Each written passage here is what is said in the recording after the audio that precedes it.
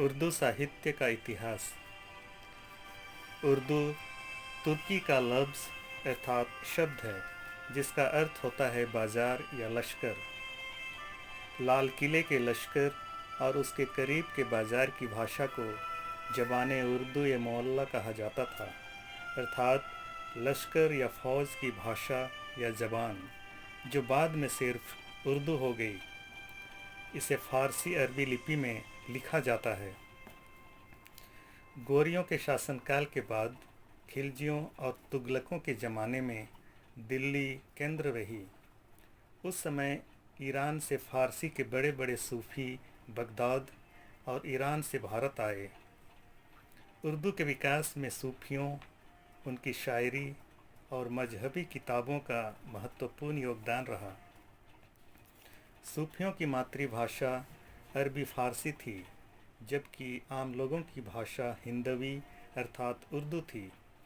इसलिए उन्होंने देसी ज़बान हिंदी पर अरबी और फ़ारसी के पैबंद लगाए और अपनी बात आम जनता तक पहुंचाई। इसमें सूफ़ी संतों का अभूतपूर्व योगदान रहा।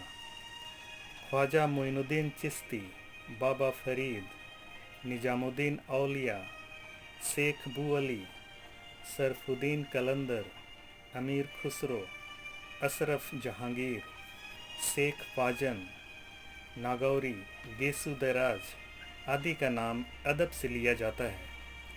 हज़रत अमीर खुसरो एक बड़े शख्सियत रहे। उन्होंने शेर एवं अदब और मौसीकी अर्थात संगीत में अपनी अमिट छाप छोड़ी।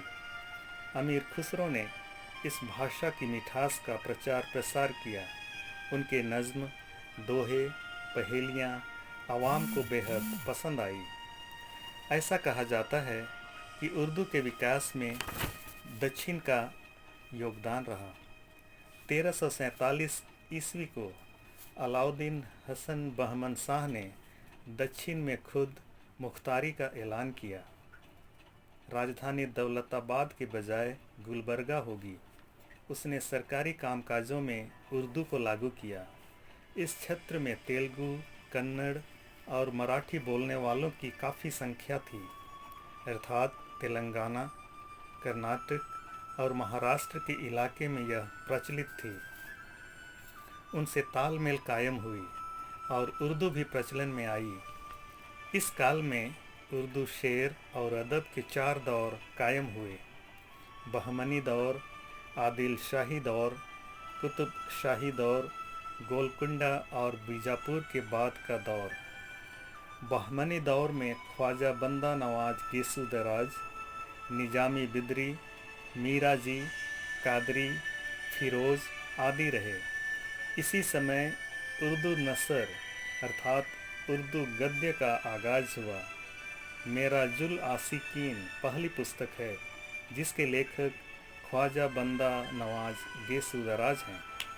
आदिल शाही दौर में हसन शौकी, नुसरती, अली आदिल शाह सानी हाशमी बीजापुरी बड़े शायर हुए। इस समय वसनवी विधा उद्भूत हुई। कुतुब शाह का पहला काव्य संग्रह साहिब दीवान रहा।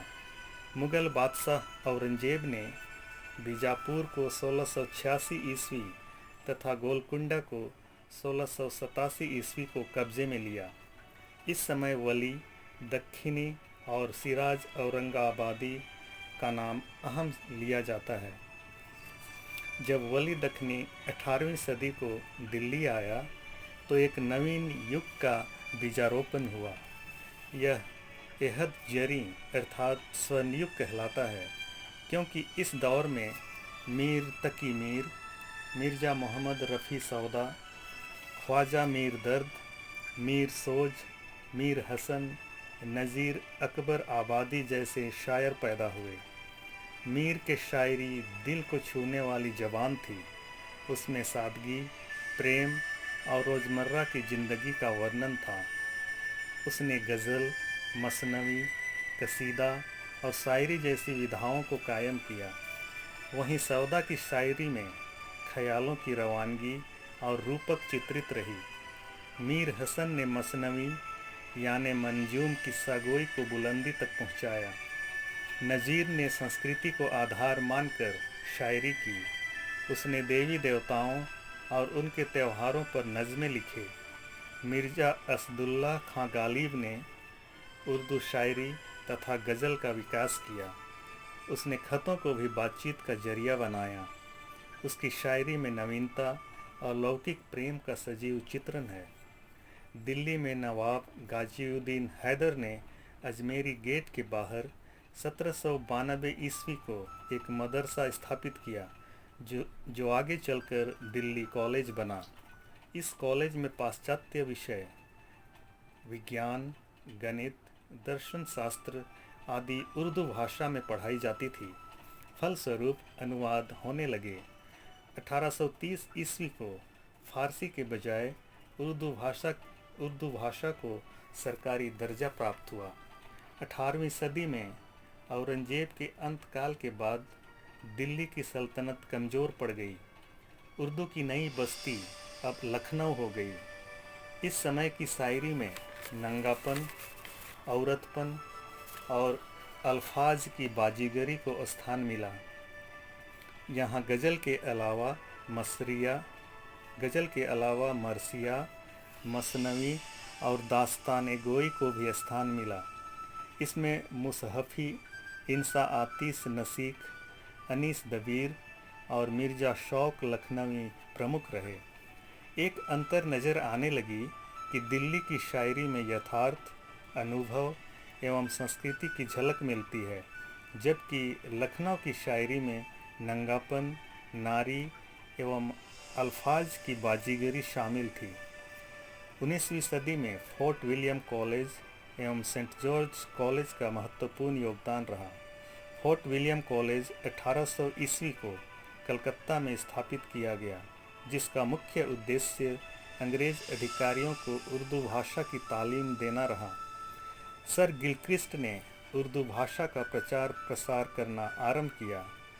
इसके लेखकों में गिलक्रिस्ट, मीर अमन देहलवी, मीर शेर अली, सैयद हैदर बख्श हैदरी, लाहौरी, अली बिल्ला, लल्लू लाल का नाम आता है। इसमें फोर्ट विलियम कॉलेज में उर्दू भाषा और साहित्य की नई राह दिखाई। मीर अमन देहलवी की दास्तान बाग एवं बहार सर्वप्रमुख है। ऐसा कहा जाता है कि यहीं पर हिंदी और उर्दू भाषा का कलह पैदा हुआ और इसका नतीजा भारत और पाकिस्तान का अभ्युदय था। सेंट जॉर्ज मद्रास या राइट्स कॉलेज मद्रास में था, जहाँ पर मुंशियों को तालीम दी जाती थी। इस कॉलेज में अन्य भाषा के साथ उर्दू भाषा की पुस्तकें प्रकाशित की जाती थीं। इसमें तुराब अली नामी, हकीकत, हसन अली, थॉमस रूबक प्रमुख थे। 1857 के बाद सर सैयद ने उर्दू शायरी और किस्सा गोई को मशहूर किया। उर्दू का दायरा बढ़ा। इस काल में तंकीद, नावल, अफसाना, नज़्म गोई आदि जैसे गद्य साहित्य का उदय हुआ। इस साहित्य में न केवल हुस्न और इश्क का प्रचार हुआ, किंतु समाज की हालतों को भी शामिल किया गया। इकबाल ने उर्दू नज़्म को ऊंचाइयों में पहुंचाया। उसने इंसान और इंसानियत को केंद्र में रखकर गद्य रचना की। उसने आत्माभिव्यक्ति पर जोर दिया। इसके अलावा जफ़र अली खान, मुंशी दुर्गा सहाय, अजमतुल्लाह खां आदि थे। इसके बाद उर्दू की पुस्तकें लिखी जाने लगीं। इसमें अफसाना, नाबिल मजनून निगारी, ईसाइयाँ, तंकीद, सहाफ़त आदि विधाएं सामने आई।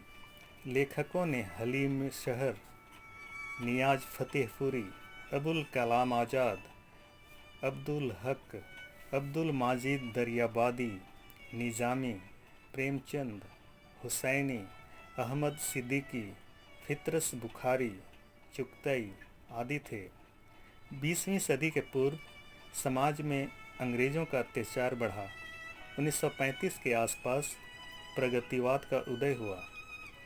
इस काल में मार्क्सवादी विचारधारा का प्रचार प्रसार हुआ। गरीबी, भूख प्यास, सामाजिक विषमता, गुलामी की समस्या आदि के बारे में गद्य लिखी जाने लगी। फैज़ अहमद फैज़, मखदूम, दानिश, मजाज, अली सरदार जाफरी, साहिर लुधियानी, कैफी आज़मी, मजरूह सुल्तानपुरी, नदीम कासमी मशहूर शायर रहे।